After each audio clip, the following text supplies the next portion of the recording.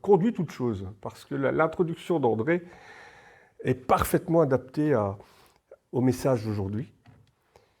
Dieu, un conseilleur, il conseille avec assurance, il nous donne son assurance.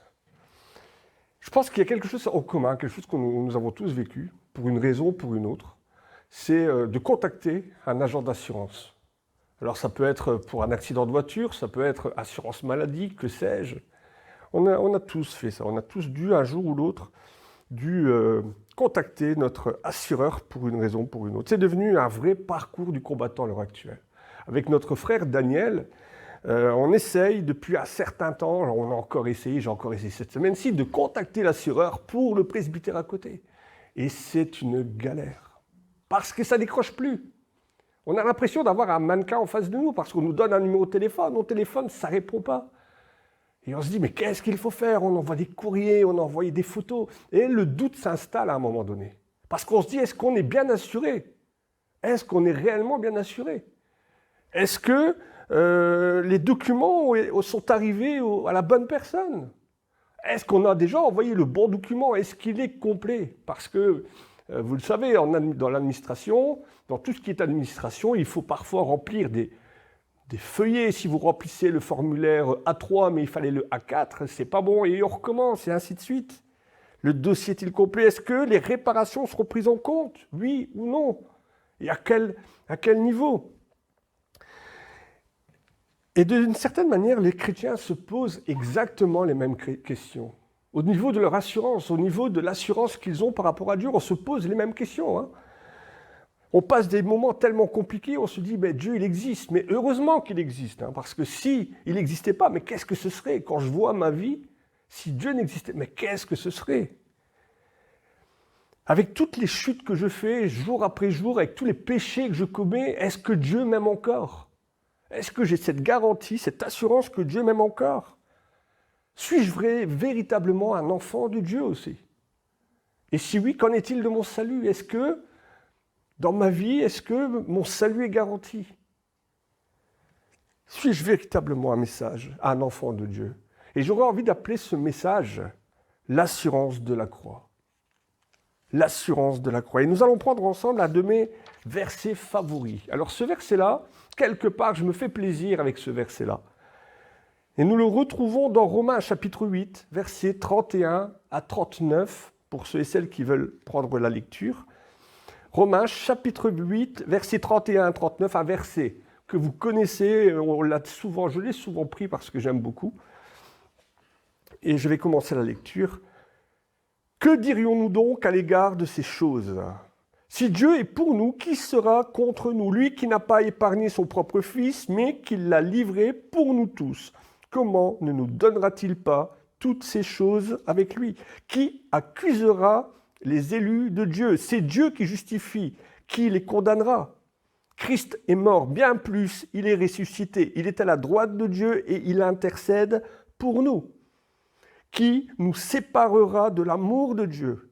Serait-ce la tribulation, ou l'angoisse, ou la persécution, ou la faim, ou la nudité, ou le péril, ou l'épée? Selon ce qui est écrit, c'est à cause de toi que l'on nous met à mort tous les jours, que l'on nous regarde comme des brebis destinées à la boucherie.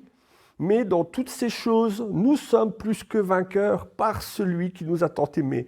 Car j'ai l'assurance que ni la mort, ni la vie, ni les anges, ni les dominations, ni les choses présentes, ni les choses à venir, ni les puissances, ni les profondeurs, ni aucune autre créature ne pourra jamais me séparer de l'amour de Dieu manifesté par Jésus-Christ, notre Sauveur et Seigneur.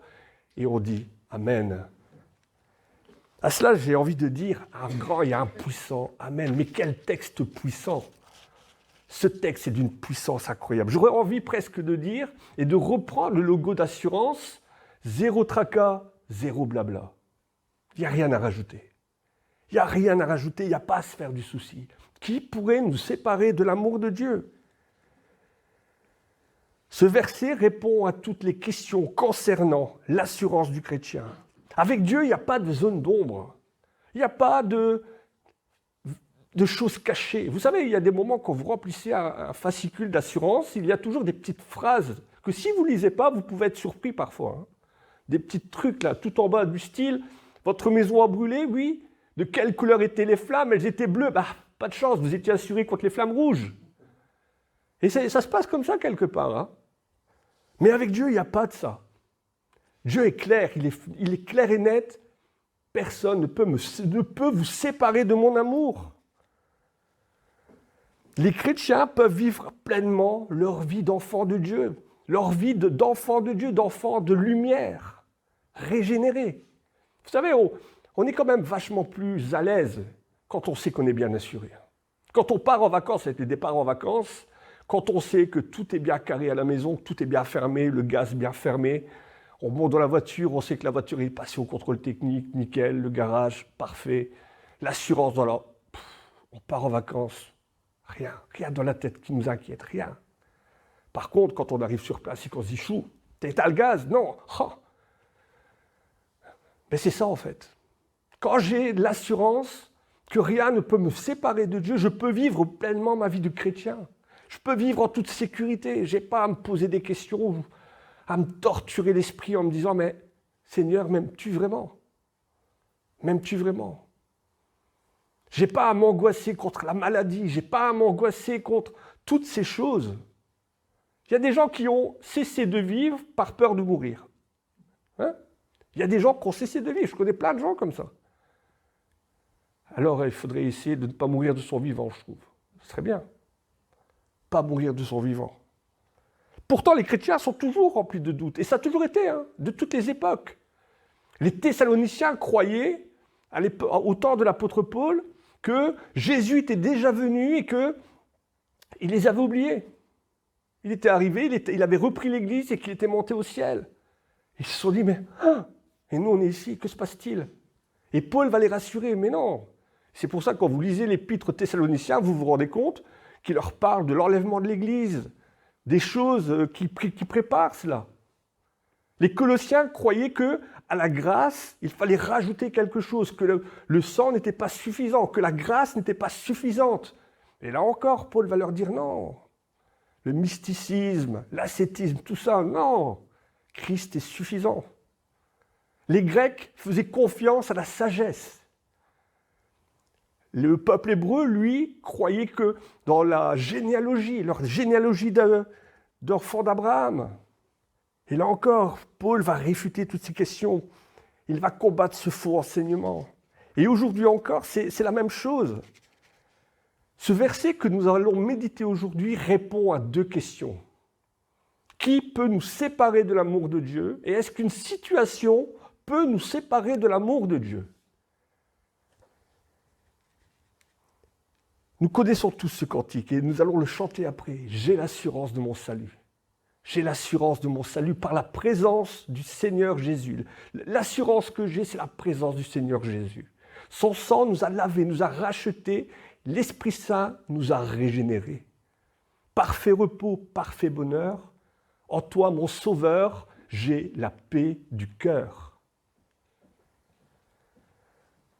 Je veille en attendant ton retour, comblé, fort de ton amour. Si Dieu est pour nous, et Paul commence par une première question, il nous pose encore aujourd'hui cette question. Hein. À travers le temps, à travers les années, Paul nous adresse cette même question. Si Dieu est pour nous, qui sera contre nous? Si Dieu est pour nous, qui sera contre? Dieu est à la fois celui qui accorde le salut, mais aussi celui qui le protège. Ça, c'est important de le savoir. Non seulement il nous accorde le salut et donc la grâce, mais il nous protège. Il nous protège, il nous le garde.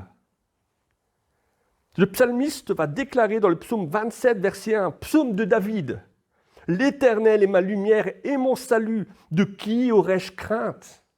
L'Éternel est le soutien de ma vie, de qui aurais-je peur ?» Sommes-nous dans la crainte? Sommes-nous dans la peur ou sommes-nous dans l'assurance? Est-ce qu'aujourd'hui vous avez dans votre poche votre carnet d'assurance, celui que rien ne peut vous séparer de l'amour de Dieu? Romains 8, verset 1, l'apôtre Paul rajoute encore quelque chose. Il n'y a plus de condamnation pour celui qui est en Jésus-Christ. Alors, pour prendre les choses dans le bon sens, dans le bon ordre. La seule question que l'on devrait se poser, c'est sommes-nous de véritables enfants de Dieu? Sommes-nous de véritables enfants de lumière, pour reprendre l'expression de Daniel lors d'un message, ou sommes-nous des enfants de ténèbres? Sommes-nous des enfants de lumière ou sommes-nous des enfants de ténèbres? Ce n'est pas une question de baptême. Hein. Ce n'est pas parce que, pardonnez-moi, mais ce n'est pas parce qu'on a fait trempette qu'on est sauvé. Hein. L'eau du baptême n'a pas de pouvoir sacré. Ce n'est pas ça qui définit que je sois enfant de Dieu ou non. Il y a des gens qui ont pris leur baptême et qui pourtant ne vivent pas comme des enfants de Dieu. Je connais des gens qui ont pris leur baptême et qui me le disent avec fierté. Ah oui, et tu vas dans une assemblée ou... Ah non, maintenant je fais du yoga. Maintenant je fais du football, du vélo. Que sais-je? Si les eaux du baptême avaient le pouvoir de sauver, demain, en collaboration avec les pompiers de Kievrin, on met un pasteur sur le dos de la camionnette, on arrose tout le monde, baptême en masse, 5000 personnes de sauvées dans Kievrin. Ce serait magnifique, hein? Mieux qu'à la Pentecôte. Non, soyons sérieux. Il est fort probable que Judas ait été baptisé. Hein? Il est fort probable que Judas, le jour dans la chambre haute, que Jésus lui a lavé les pieds aussi. Hein? Est-ce qu'il était pourtant un apôtre? Un véritable apôtre? Pas du tout. L'apôtre Jean dira même, s'ils avaient été des nôtres, ils seraient restés avec nous. Par contre, il est fort probable que le brigand, accroché à la croix à côté de Jésus, n'ait jamais pris son baptême. Il est fort probable qu'il n'avait peut-être jamais entendu de message de Jésus, qu'il ne l'avait même jamais suivi. Et pourtant, le soir même, Jésus va lui affirmer, parce que sa foi l'a sauvé, toi, aujourd'hui, tu seras avec moi dans le royaume de mon Père. Sans faire de vilains jeux de mots encore. Il était à... Sa vie ne valait pas un clou. Il pouvait faire une croix sur la vie éternelle. Et au dernier moment, son cœur s'est tourné vers Jésus. Moi, je suis coupable, mais toi, tu es innocent. Il n'a pas été baptisé, mais il a été sauvé. Alors oui, c'est ça la question que nous devons nous poser avec franchise. Et cette question, il n'y a que deux personnes qui peuvent y répondre. C'est nous et Dieu. Et à partir du moment où nous nous posons cette question, et qu'avec franchise, nous vivons déjà, parce que c'est à cela qu'on voit un véritable chrétien, c'est à sa manière de vivre quelque part. Une vie de régénéré, une vie complètement différente de la vie qu'on avait avant. Et quand nous répondons « Amen, je suis Seigneur et je veux être ton enfant », eh bien nous avons la certitude que Dieu ne mettra jamais dehors un de ses enfants. Et rien ne pourra jamais nous séparer de son amour. Faisons le tour un peu des choses qui peuvent peut-être nous laisser croire que je peux être séparé de l'amour de Dieu. Par exemple, est-ce qu'un faux enseignement peut me séparer de l'amour de Dieu? Non. Il peut rendre confus les enfants de Dieu, ça oui, mais il ne peut pas nous séparer de son amour. Certains prétendent que si on n'a pas été baptisé par l'Esprit d'une certaine manière, on n'a pas été baptisé par le Saint-Esprit. Comme par exemple, dans certaines assemblées, on parle de parler en langue. Mais c'est complètement faux, ce n'est pas scripturaire. Et nous l'avons vu lors du message sur le jour de la Pentecôte. Il y a aussi des faux enseignements comme celui que je prends souvent, et je ne veux pas relancer cette polémique, mais que si une femme possède un pantalon le jour de rappel de l'enlèvement de l'Église, elle ne sera pas sauvée parce qu'une femme ne peut s'habiller comme un homme. C'est prêché dans certaines assemblées, hein. Mais c'est une hérésie.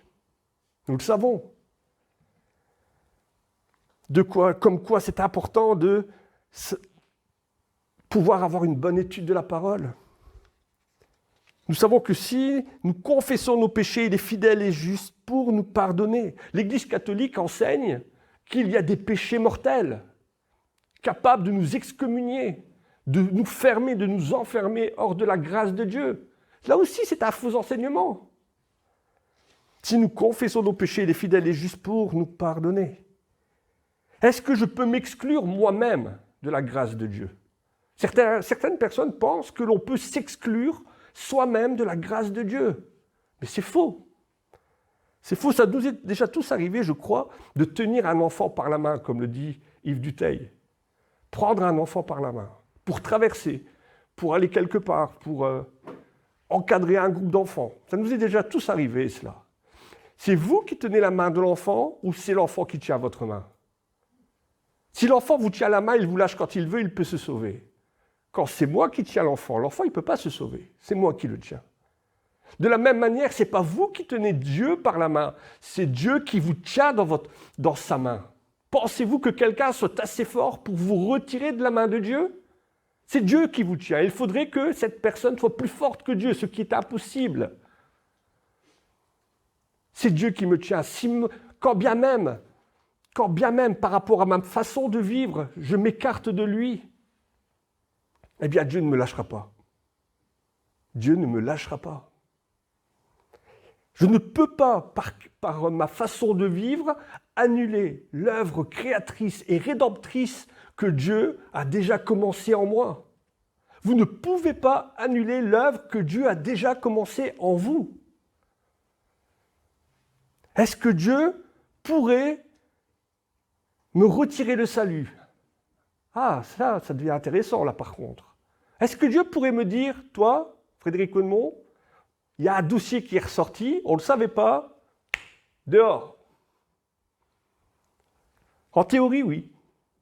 En théorie, oui, parce que Dieu est le maître, il est le souverain. Il est le Seigneur, il est le maître, il est omniscient, il est partout, il connaît tout. Alors en théorie, il pourrait me dire, après tout, c'est moi qui décide, c'est ma maison, je ne veux pas de toi. Mais dans la pratique, c'est impossible. Dans la pratique, c'est impossible. Pourquoi ? Parce que comme nous l'avons lu, il n'a pas épargné son propre Fils pour nous tous, il l'a livré pour nous. Alors après avoir accompli ça, après avoir accepté ça, comment pourrait-il dire un jour, tout compte fait, je n'ai pas envie de vous dans ma maison? Son amour est la source même de notre assurance. Lui qui a tant aimé le monde, qu'il a envoyé à son Fils unique, afin que quiconque croit en lui ne périsse pas, mais qu'il ait la vie éternelle. Jésus pourrait-il nous rejeter, lui? Mais bien sûr que non. Jésus n'est pas un menteur déjà. Jean 6, verset 37, « Je ne mettrai pas dehors celui qui vient à moi. »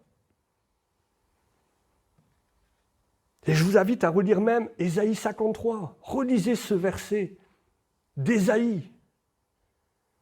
Relisez et nous ressentons, et le prophète a ressenti tout ce que le Sauveur, tout ce que le Messie allait subir. Un agneau que l'on mène à l'abattoir. Ce qui devait nous condamner et tomber sur lui. Relisez Ésaïe 53. Christ est mort pour nous. Bien plus, il est ressuscité. Nous avons été, et là je reviens encore une fois sur le baptême, nous n'avons pas été baptisés dans la vie de Jésus. Nous avons été baptisés par sa mort. Christ est mort, bien plus, il est ressuscité. Notre baptême, c'est quoi? Nous sommes morts avec lui. Le vieil homme est mort avec lui. Mais comme Christ est ressuscité, je suis déjà ressuscité avec lui. Romains 6, versets 3 à 4. C'est en sa mort que nous avons été baptisés. Nous avons été ensevelis avec lui par le baptême en sa mort, afin que, comme Christ est ressuscité des morts par la gloire de Dieu le Père, de même, nous marchions en nouveauté de vie. Nous marchons dans une nouvelle vie déjà à l'heure actuelle. Déjà comme des enfants de lumière à l'heure actuelle. Si Christ était resté mort, le culte d'aujourd'hui ne servirait absolument à rien. Pourquoi? Parce que notre foi est basée sur sa résurrection. Nous vivons grâce à lui. Il ne peut nous mettre dehors. Il ne mettra pas dehors celui qui vient à lui. Satan pourrait-il nous retirer le salut? Satan pourrait-il nous séparer de l'amour de Dieu? Ah, bien sûr que non. Prenez l'exemple de Job. Job. Satan l'avait accusé d'être, devant Dieu, un adorateur plus par profit que par respect. Job, chapitre 1, 8 à 12. L'Éternel dit à Satan, « Tu as remarqué, mon serviteur Job, il n'y a personne comme lui, il est intègre, il est droit, il n'y a pas d'homme meilleur que lui sur la terre. » Et Satan, il va lui répondre, « Ouais, mais tu le bénis tout le temps. Tu lui donnes tellement, bien sûr qu'il t'aime. Mais retire-lui un petit peu les choses qu'il a là. Retire-lui et tu verras s'il t'aime encore vraiment. Allez. Et Dieu va répondre, ok, d'accord, je t'écoute, je te le livre. C'est ça qu'il est écrit, je te le livre. Mais je te préviens, ne porte pas la main sur lui. Satan, il est comme un chien, enragé. Un chien enragé, il a des dents, il bave, mais il est tenu par une laisse. Et c'est Dieu qui tient la laisse. Ok, tu veux faire ça, ben vas-y. Mais je te préviens, ne le touche pas, porte pas la main sur lui. De la même manière, Satan a réclamé la tête de Pierre. Il va même réclamer la tête de Moïse aussi. Mais il a réclamé la tête de Pierre et Jésus a prié pour lui. Tout comme il intercède aujourd'hui encore pour chacun d'entre nous. Il est ressuscité, il est à la droite de Dieu et il intercède pour nous. Satan n'a aucun pouvoir sur nous, n'a aucun pouvoir sur notre éternité. Il n'a aucun pouvoir sur notre salut. Il a déjà perdu. Lorsque Satan aime vous rappeler ce que vous avez fait, rappelez-lui son avenir. Rappelez-lui dans quel étang de feu elle va se retrouver. Personne ne peut accuser les élus de Dieu. Alors, on est certain là ici que personne ne peut nous séparer de son amour, mais est-ce qu'une situation peut nous séparer de l'amour de Dieu?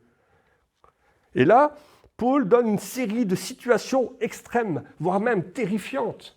Il parle de tribulation. La tribulation, c'est quoi? C'est les obstacles de la vie. C'est tout ce par quoi nous passons, les moments difficiles, des jours désagréables. Le patron, les collègues qu'on ne veut plus voir en couleur. Les angoisses, c'est-à-dire les inquiétudes de tous les jours, les inquiétudes qu'on peut avoir au travail, les inquiétudes qu'on peut avoir par rapport à la famille, les inquiétudes que l'on peut avoir par rapport à la santé. Un repas de famille avec la belle-mère, par exemple, aussi. Mais Dieu a promis une chose. 1 Corinthiens 10,13, Dieu, qui est juste et fidèle, ne permettra pas que nous soyons tentés au-delà de nos forces, car il prépare à chaque fois un moyen pour nous en sortir. Quelles que soient les situations les plus extrêmes, Dieu prévoit toujours une porte de sortie, un moyen de nous en sortir. La persécution, alors ça me fait toujours sourire quand dans nos milieux, quand dans nos régions, on nous parle de persécution. Nous ne connaissons pas la persécution. On doit s'y préparer, hein. Ça peut arriver, mais nous ne connaissons pas la persécution. Il suffit de voir ce que nos frères et sœurs d'Asie, d'Afrique, d'Ukraine vivent à l'heure actuelle. Mais nous ne connaissons pas la persécution. Et si d'aventure, il nous arrivait qu'on la vive, cette persécution, eh bien Dieu bénit ceux qui souffrent en son nom. Matthieu 5,10, « Heureux ceux qui sont persécutés pour la justice, car le royaume de Dieu est à eux. » La faim, la pauvreté, c'est lié à la nudité. L'épée, c'est quoi? C'est la guerre, tout ce qui est lié à cela aussi. Les chrétiens souffrent à travers le monde et ils ont toujours souffert. Tous ceux qui veulent vivre pieusement Jésus-Christ seront persécutés, nous est-il écrit dans 2 Timothée 3,12. Mais déjà, nous savons que nous sommes plus que vainqueurs par celui qui nous a tant aimés. Quelles que soient les situations de la vie, nous sommes déjà plus que vainqueurs par celui qui nous a tant aimés. Alors vous seriez en droit de me dire, oui mais les conseilleurs, ce n'est pas les payeurs. Fred, tu ne sais pas ce que je vis. Fred, tu ne sais pas les difficultés que j'ai par rapport à ma famille, par rapport au travail. C'est facile de dire, ta grâce te suffit, c'est facile de dire ça. Et c'est vrai que vous avez raison. Vous avez raison, c'est pas évident de faire un message en disant, mais tu souffres, tu es dans la galère, tu es dans la misère la plus noire, la plus absolue. Et tout ce que je te dis, c'est crois que tu es déjà vainqueur. C'est pas évident déjà de se sentir vainqueur quand on a plutôt la sensation d'être vaincu. Mais c'est pas moi qui lis ces textes-là, c'est Paul qui nous parle aujourd'hui. C'est Paul qui parle. À travers l'Écriture, c'est Paul qui nous parle. Et Paul sait de quoi il parle. Pourquoi? Parce qu'on appelle ces épîtres comme l'épître aux Romains, mais il y a aussi l'épître aux Colossiens et d'autres lettres encore, Philippiens aussi. On les appelle les épîtres de captivité. On appelle ces épîtres les épîtres de captivité. Pourquoi? Parce que lorsque Paul écrit cela, il est enchaîné à Rome. Il est enchaîné à Rome. Lorsque Paul écrit à Timothée, par exemple, on sent toute la souffrance de Paul. On sent qu'il va bientôt mourir. On sent, et il ne va pas mourir dans son lit fatigué, content d'avoir bien travaillé. Hein. Il va mourir persécuté. Et tous les apôtres vont vivre et vont mourir persécutés. Alors il sait de quoi il parle, Paul. Il sait de quoi il parle. Et c'est pour ça qu'il dit dans 2 Corinthiens 12, 10, « Je me plais dans les faiblesses, je me plais dans les outrages, dans les calamités, dans les persécutions, dans la détresse pour Christ, car quand je suis faible, c'est alors que je suis fort. » Paul a vécu cela. Tout ce qui est cité, les tribulations, les angoisses, Paul les a vécues. Alors, selon la perspective du monde, les chrétiens sont des vaincus. Des agneaux que l'on conduit à l'abattoir. Des brebis que l'on conduit à l'abattoir. Mais selon la perspective de Dieu, les véritables vainqueurs, actuellement, sont déjà vaincus et nous sommes vainqueurs. Ne craignez pas, nous dit Jésus, parce que moi j'ai vaincu le monde. Ce que vous vivez actuellement, je l'ai vécu. J'ai été haï. Je suis arrivé sur la terre, mais la terre ne m'a pas accepté. Ceux des miens ne m'ont pas accepté. Alors en conclusion, Paul conclut en disant « J'ai l'assurance ». Regardez à la fin du texte que nous avons lu, Paul nous dit « J'ai l'assurance ». Avez-vous cette assurance? Avez-vous dans votre poche aujourd'hui, dans votre cœur aujourd'hui, l'assurance que rien ne peut vous séparer de son amour? Paul nous donne son témoignage de vie aujourd'hui. Rien ne peut me séparer de l'amour de Christ. La mort ne la pourra pas non plus. Même la mort ne pourra pas me séparer de l'amour de Christ. Psaume 23, verset 4. « Quand je marche dans la vallée de l'ombre de la mort, je ne craindrai aucun mal, car tu es avec moi. » Même quand je traverse la vallée de la mort, je ne crains aucun mal parce que tu es avec moi. Un chrétien ne meurt pas, il s'endort, il se réveille dans les bras de Christ. La vie, bien sûr, ce n'est pas un long fleuve tranquille. Est-ce que la vie peut me séparer de son amour? Non. Mais lorsque je regarde, lorsque je lève les yeux vers le ciel, c'est la vie éternelle que je contemple. Le meilleur est devant moi, le meilleur reste à venir. Est-ce que les anges, est-ce que les dominations, est-ce que les puissances peuvent me séparer de l'amour de Dieu? Bien non. Galates 1, 8, 9. Même si un ange du ciel venait nous annoncer un autre évangile, qu'il soit anathème. Ça veut dire que même si, en rentrant chez vous, un ange de lumière vous apparaissait en vous disant « Ce que tu as fait aujourd'hui, maintenant, ne vaut rien. Je vais te montrer un autre évangile. » Vous pouvez lui dire « Sois maudit ». Même si une autre personne vous annonçait un autre évangile, parce que le mot anathème, c'est ça, sois maudit. Si une autre personne vous annonçait un autre évangile, sois maudit. Aucune créature visible ou invisible ne pourra jamais nous séparer de l'amour de Dieu, manifesté par Jésus-Christ, lui qui a tant aimé le monde, qui a offert son Fils unique, afin que quiconque croit en lui ne périsse pas, mais qu'il ait la vie éternelle. Jésus n'est pas venu pour juger le monde, mais pour le sauver. Amen. Seigneur, quelle assurance, quelle patience envers nous, quel miracle aussi ce miracle de la foi, ce miracle de ton amour. Seigneur, merci parce que nous avons la certitude que rien ne peut nous séparer de toi. C'est vrai, Seigneur, pardon pour toutes ces fois où je doute. Pardon, Seigneur, aussi pour toutes ces fois où je ne suis pas complètement conscient de cela. Mais merci pour cette assurance et que par ton esprit, Seigneur, tu puisses nous donner à chacun d'entre nous cette même assurance que Paul avait. Même dans les moments les plus difficiles, que nous puissions toujours avoir, non pas sur notre regard porté sur les conséquences, sur l'instant purement temporel, mais avoir notre regard tourné vers toi, parce que notre secours est en toi. À toi soit la puissance et la gloire pour les siècles. Amen.